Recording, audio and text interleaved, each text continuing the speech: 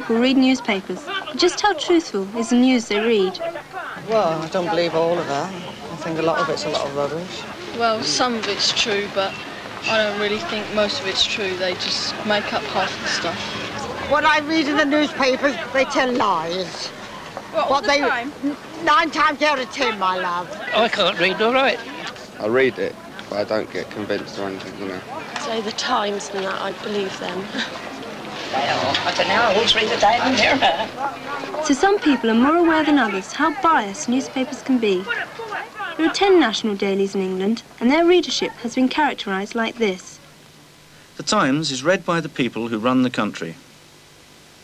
The Daily Mirror is read by the people who think they run the country. The Guardian is read by the people who think they should run the country. The Daily Mail is read by the wives of the people who run the country. The Morning Star is read by the people who think another country should run the country. The Financial Times, that's read by the people who own the country.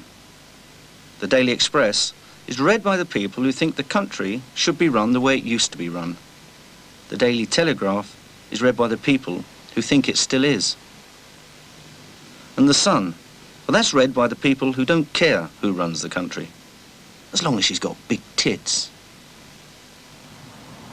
So how do papers bend facts to suit their readers' views? When Labour failed to bring the Tory government down early this year with a motion of censure, these were just some of the headlines. The Times, as usual, backed the government.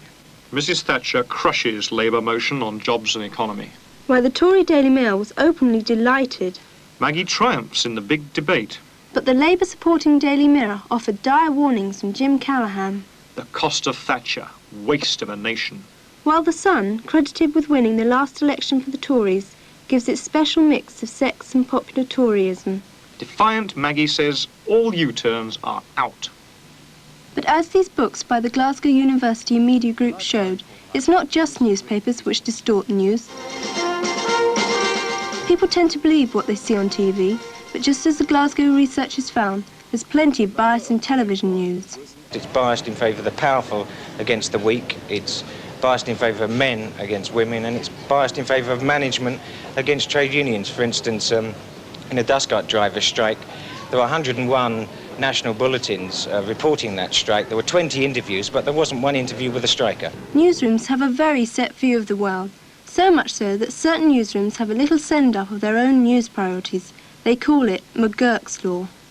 One Englishman struck dead by lightning while walking on the South Downs equals 10 Frenchmen dying in a motorway pile-up, equals 100 Poles dead in a train crash, equals 1,000 Indians drowned in a monsoon, equals 500,000 Bangladeshis dead in a famine.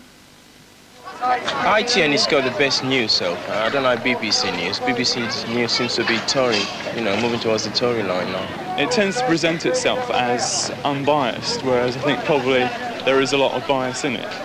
Well, a lot of the troubles abroad I always believe in, like where the drought and all things like that. You always believe in things like that, don't you? Because you can actually see it, can't you? It's very persuasive news on television, I think.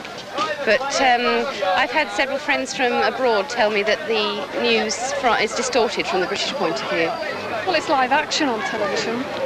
There is a tendency to believe that seeing is believing, and that it's difficult to conceive of another way of looking at things. Most film of Northern Ireland, for instance, is shot from behind British Army lines. It's not shot from the demonstrators' point of view.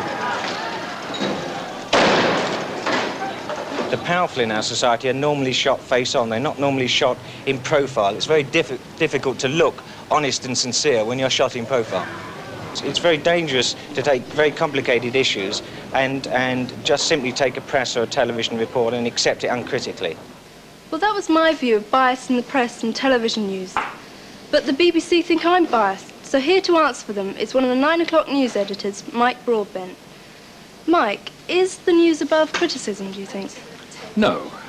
We take it upon ourselves to report everybody else's criticisms, so I think it's fair that people should criticise us, provided that they use the same criteria that we do of what we like to think they were objective. What do you think of the Glasgow Media Research Group?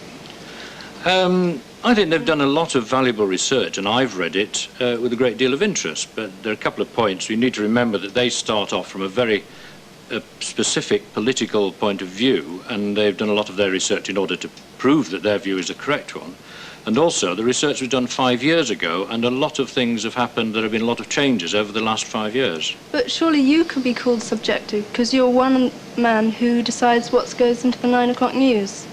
But I don't set out to put my own personal views over in the news. I suspect that there is a strong element of that in the All Bad Views people.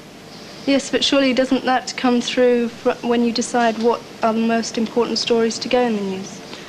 To a certain extent, yes, and this is one of the strengths of the setup, in that I am not editing the 9 o'clock news every night. A colleague of mine edits 3 programmes, I edit 3 programmes.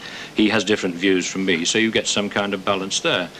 But I've been a journalist for 30 years, and I like to think, and the BBC pays me to be objective and not to let my own personal political views, any other kind of views I have, come across in my selection of items.